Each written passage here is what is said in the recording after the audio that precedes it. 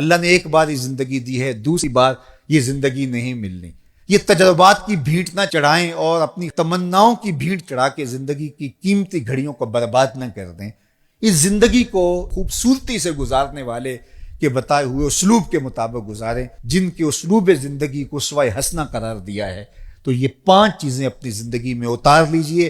سب سے پہلی چیز کہ نیتوں کا حسن، دوسری چیز اپنے وقت کی قدردانی اور اپنی زندگی سے لا یعنی اور بے مقصد چیزوں کو نکال دینا، تیسری چیز جو اپنے لیے پسند کرو وہی اپنے مومن بھائی کے لیے پسند کرو، اور چوتھی چیز حلال بھی واضح حرام بھی واضح، اور جو درمیان میں شبہ والی چیزیں ہیں ان سے اپنے آپ کو دور کیجیے، اور پانچویں چیز ہمارے ہاتھ سے اور ہماری زبان سے، ہمارے رویوں سے، ہمارے طرز معاشرت سے، ہمارے انداز زندگی سے کسی دوسرے کو کوئی تکلیف نہ پہنچنے پائے۔ یہ رویے اگر ہم اختیار کر لیتے ہیں تو ایک پاکیزہ، خوبصورت، خوشگوار زندگی کا تصور ابھرے گا، اور جینے کا میں نے کہا مزہ ہی نہیں، نشہ آنا شروع ہو جائے گا۔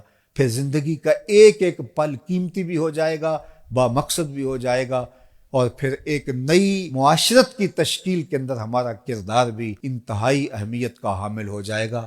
ورنہ جینے کو تو جانور بھی زندگی گزار رہے ہیں، جینے کو تو جو ہے وہ پرندے اور چوپائے بھی زندگیاں بسر کر رہے ہیں۔ انسان اشرف المخلوقات انہی خوبیوں کی وجہ سے ہے، جو ممتاز ہوتا ہے دیگر مشارکات سے اور دیگر مخلوقات سے، وہ اس کے وہ وصف ہیں۔ ورنہ تو یہ گوشت پوست اور باقی اعضائے بدنیاں جو انسان کے ساتھ جڑے ہوئے ہیں، یہ باقی جانوروں کے ساتھ بھی جڑے ہوئے ہیں، بلکہ بہت ساری چیزیں ان کو ہم سے زیادہ دی گئی ہیں۔ کسی کی نظر میں جو تیزی ہے وہ ہم سے زیادہ ہے۔ یہ کرگس کتنی دور تک دیکھ لیتے، ہم اتنی دور تک نہیں دیکھ پاتے۔ شیر کے پنجوں میں جو زور رکھا گیا وہ ہمارے پنجوں میں نہیں رکھا گیا۔ پرندے اڑ بھی لیتے ہیں، ہم اڑ نہیں سکتے ہیں۔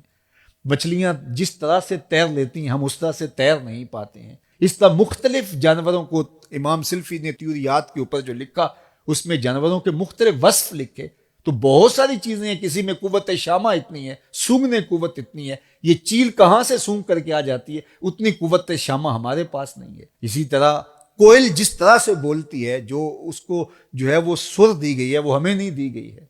مور کو جو رنگ دیے گئے ہیں وہ رنگ ہمارے پاس نہیں ہے۔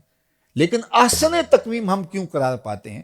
احسن تقویم ہم اس لیے قرار پاتے ہیں کہ وہ اوصاف حمیدہ جو انسان کو دیے گئے وہ کسی اور کا مقصود نہیں ہے، اور اگر وہ اوصاف اس میں نہیں پیدا ہو پاتے تو پھر قرآن نے دوسری بات کہی، اولئک کالانعام بل ہم اضل، یہ چوپائے ہیں بلکہ چوپایوں سے بھی بدتر ہیں۔ تو پھر یہ گوشت پوست کا انسان جو ہے یہ چوپایوں سے بھی بدتر ہو جاتا ہے، یہ گدھے گھوڑے اور بیل سے بھی بدتر ہو جاتا ہے۔